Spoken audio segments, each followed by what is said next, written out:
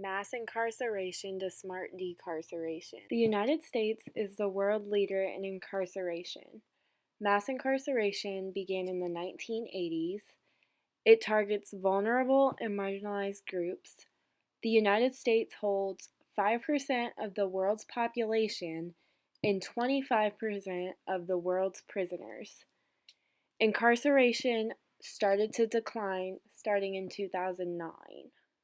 When looking at differences of race, the likelihood of incarceration for white men is 1 in 17, for Hispanic men is 1 in 6, and for black men is 1 in 3. Black men make up 13% of the general population and 40% of all prisoners. Over half of people who are incarcerated lived in poverty the year before their arrest. They have little to no chance of rising out of poverty after incarceration. Being incarcerated reduces the annual income of men by 40%.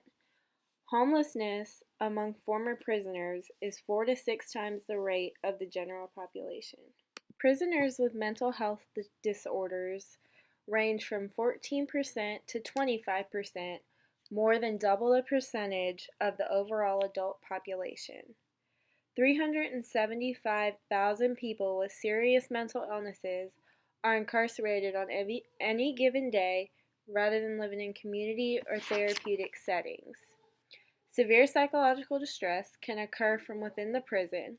90% of prisoners have significant trauma from either witnessing or experiencing violence in the prison.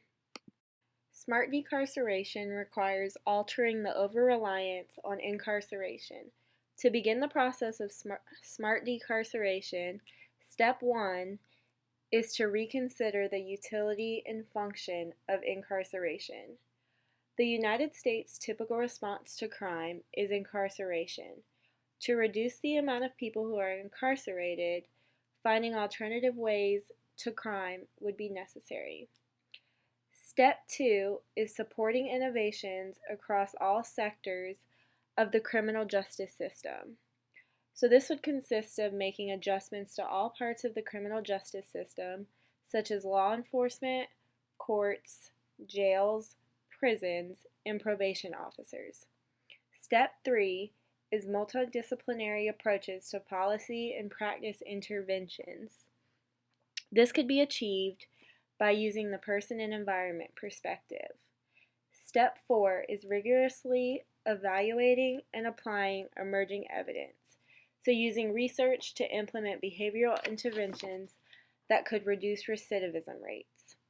Smart decarceration will be achieved when the amount of incarcerated people in the United States decreases substantially, racial and economic disparities in the criminal justice system are reduced, and public safety and health are maximized.